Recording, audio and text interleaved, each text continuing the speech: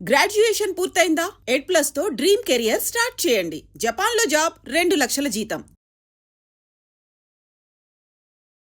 అందరికీ నమస్కారం. నేను మీ ఆయుర్వేద డాక్టర్ చిట్టిగొట్ల మధుసూదన శర్మని. మనం ఈ వీడియోలో మోషన్ ఫ్రీగా అయ్యేందుకు కిస్మిస్ పళ్ళతో చక్కటి గృహ వైద్యం అనేటువంటి అంశాన్ని గురించి తెలుసుకోబోతున్నాం.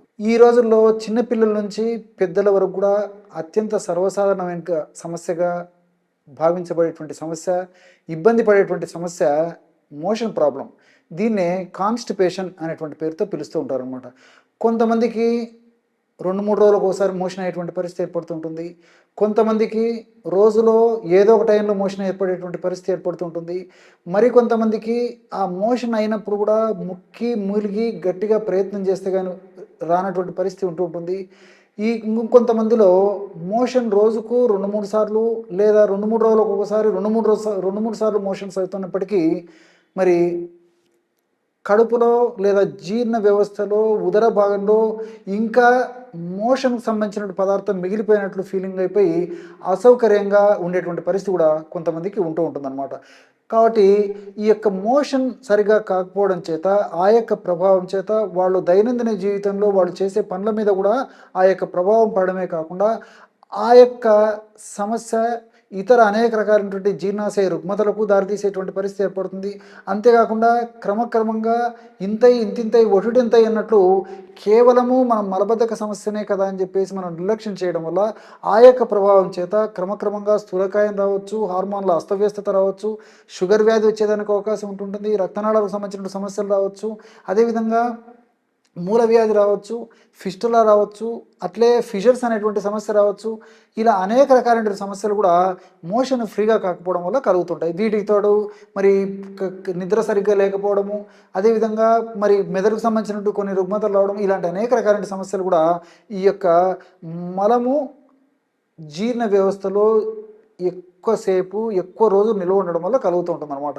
కాబట్టి కాల విరేచనం ఆరోగ్యకరణం శ్రేష్టం అని చెప్పేసి మన మహర్షులు చెప్పిన రీతిలో ప్రతిరోజు టయానికి మోషన్ అయ్యేటువంటి పరిస్థితి ఉండడం ఆరోగ్యవంత లక్షణం. అంటే పిలిస్తే పరిగెట్టి ఉండాలన్నమాట. అంటే ఉదయం పూట ఆ సెన్సేషన్తోనే మెలకువ రావాలి, అది ఆరోగ్యవంతమైన లక్షణం. మరి ఈ రోజుల్లో ఉదయం పూట ఆ సెన్సేషన్తో మెలకువ ఎంతమందికి వస్తుంది చెప్పండి? కొంతమందికి ఇంతకుముందు చెప్పినట్లు రోజంతా ప్రయత్నం చేయాల్సి వస్తుంది. కొంతమందికి కాఫీ తాగితే కానీ మోషన్ రానటువంటి పరిస్థితి కొంతమందికి ఉంటుంది. కొంతమందికి వేడి నీళ్ళు తాగేటువంటి పరిస్థితి ఏర్పడుతుంది. కొంతమందికి కాస్త నడిస్తే కానీ మోషన్ వచ్చేటువంటి పరిస్థితి కొంతమందికి పరిస్థితి ఉంటుంది.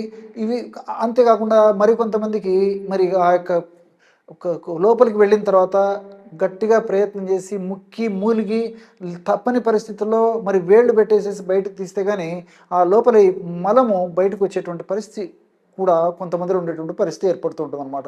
దీనికి 1,00,000 కారణాలు.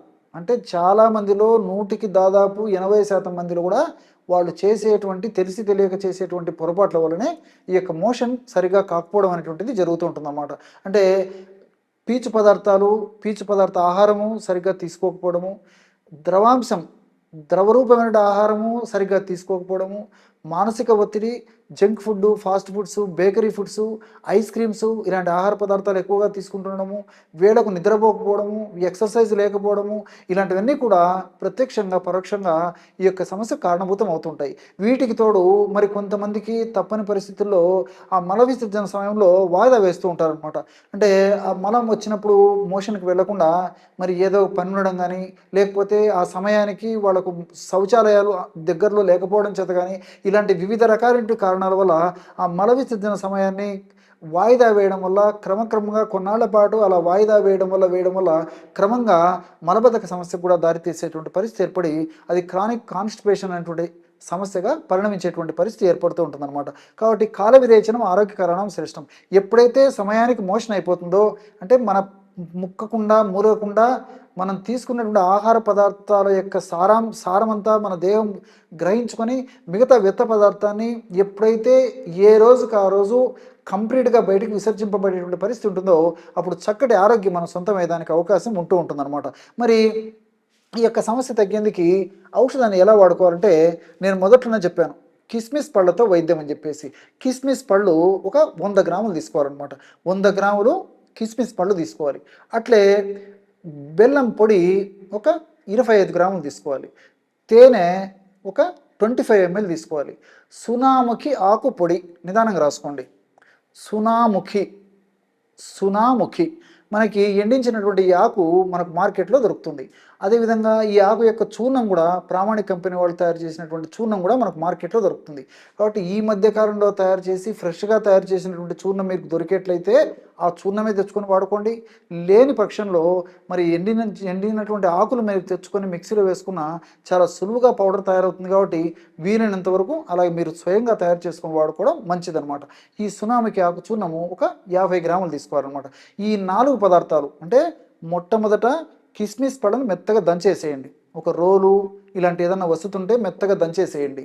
ఆ విధంగా కిస్మిస్ పళ్ళను మెత్తగా దంచిన తర్వాత అందులో ఒక 50 గ్రాములు నేను చెప్పినట్లు బెల్లం పొడి, ఈ రోజుల్లో మనకు బెల్లం పొడి కూడా మన మార్కెట్లో దొరుకుతుంది కాబట్టి బెల్లం పొడి వేసేసి అది కూడా మెత్తగా దంచేసేయండి. దాని తర్వాత అందులో సునామికి ఆకు చూర్ణము ఒక 50 గ్రాములు కలిపేసి మళ్ళీ మెత్తగా దంచేసేయండి. చివరగా తేనె ఒక 25 ml కలిపేసేయండి. ఈ విధంగా ఈ యొక్క పదార్థాలన్నీ కూడా తేనె అవసరమైతే ఒక 50 ml వరకు కూడా కలుపుకోవచ్చు అనమాట. 25 ml అయితే సరిపోతుంది. కాబట్టి అవసరాన్ని బట్టి వాడుకోండి, సరిపోతుంది. ఈ యొక్క పదార్థాలన్నింటినీ బాగా వీలుండి అవకాశం ఉండి వస్తుంటే రోల్ లాంటివి మీకు ఉన్నట్లయితే మెత్తగా దంచేసేయండి. అలా వీలు కానటువంటి పక్షంలో మిక్సీలో వేసి కూడా బాగా కలిపేసేయచ్చు అనమాట. ఈ 4 పదార్థాలు కలపడం మన యొక్క ధ్యేయం. ఈ 4 పదార్థాలు బాగా కలిసిపోయేటట్టు బాగా కలిపిన తర్వాత బాగా మెదిగిన తర్వాత ఆ యొక్క పదార్థాన్ని ఒక గాజు సీసాలో నిల్వ ఉంచుకొని రోజు 5 గ్రాములు అంటే రోజు ఒక టీ స్పూన్ ఈ యొక్క ఔషధాన్ని చప్పరించేసి మింగేసి గోరువెచ్చని నీళ్లు లేకపోతే గది ఉష్ణోగ్రత ఉన్నటువంటి నీళ్లు తాగుతూ ఉండాలన్నమాట. ఈ విధంగా క్రమం తప్పకుండా రోజు ఒక్కసారి ఈ యొక్క ఔషధాన్ని ఈ పద్ధతిలో వాడుకోవడం వల్ల వేసుకున్నటువంటి తక్షణమే ఈ యొక్క ఔషధం పనితనం ప్రారంభించి మరుసటి రోజుకే దాని యొక్క ప్రభావాన్ని చూపించి మనకు సెన్సేషన్ వచ్చి మోషన్కి వచ్చేటువంటి పరిస్థితి 100లో దాదాపు 95% మందిలో కలిగేటువంటి పరిస్థితి ఏర్పడుతూ ఉంటుందన్నమాట. కాబట్టి ప్రతిరోజు ఈ యొక్క ఔషధాన్ని ఈ పద్ధతిలో వాడుకోవాలి. మరి సమస్య మరి తీవ్రత తగ్గిన తర్వాత ఈ యొక్క డోస్ కూడా కాకుండా మరింత డోస్ తగ్గించుకొని వాడుకున్నా సరిపోతుంది. అంటే మనం ఈ ఒక టీ స్పూన్ బదులు ఒక హాఫ్ టీ స్పూన్ వాడుకున్నా సరిపోతుంది. హాఫ్ టీ స్పూన్ నుంచి 30 టీ స్పూన్ కూడా వాడుకోవచ్చు. కాబట్టి మన పరిస్థితిని బట్టి మన యొక్క వ్యాధి యొక్క అవస్థను బట్టి మనకు వచ్చేటువంటి విరేచనం యొక్క పరిస్థితిని బట్టి కూడా ఆ యొక్క డోసుని నిర్ణయించుకుంటే సరిపోతుంది. మరి ఇది సర్వసాధారణంగా పెద్దలు వాడుకునేటువంటి డోసు. మరి చిన్న పిల్లలకి ఎలా వాడుకోవాలంటే వాళ్ళ యొక్క వయస్సును బట్టి శరీర తత్వాన్ని బట్టి వాళ్ళ యొక్క బరువును బట్టి చిన్న పిల్లలకి మరి కందిగింజ ప్రమాణము నుంచి మొదలుపెట్టేసేసి మరి శనగింజ ప్రమాణము ఈ విధంగా వయస్సు పెరిగే కొద్దీ క్రమక్రమంగా డోస్ పెంచుతూ మ్యాక్సిమము దాదాపు ఒక పావు టీ స్పూన్ కంటే కాస్త తక్కువ ప్రమాణం వరకు కూడా వాడుకోవచ్చు అనమాట. కాబట్టి మరి 4-5 మాసాల పిల్లలకైతే ఇంచుమించు ఒక కందిగింజ ప్రమాణం అయితే సరిపోతుంది.